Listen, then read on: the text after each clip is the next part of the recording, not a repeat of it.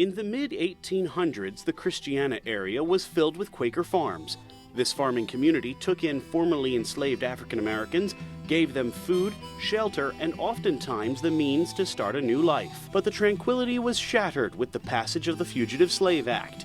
That's when slave owner Edward Gorsuch of Maryland came here to recover men that had run away from his home in Glencoe, Maryland. He came here on September 11th, 1851, under a federal warrant from constables, the officials in Philadelphia. The runaway slaves were hiding in the home of William Parker on a nearby farm. Parker and his family and his friends there resisted this notion of taking them back.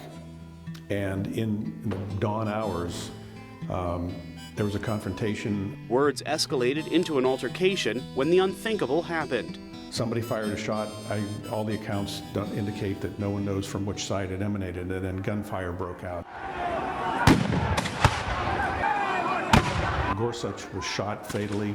His son Dickinson was shot and then also beat up. Both of them were hacked by corn cutters by people there. Edward Gorsuch apparently died on the spot, and his body was brought here to what was the train station. 38 men were charged with treason following Gorsuch's death. With a little help from local politician Thaddeus Stevens, none of the charges would stick.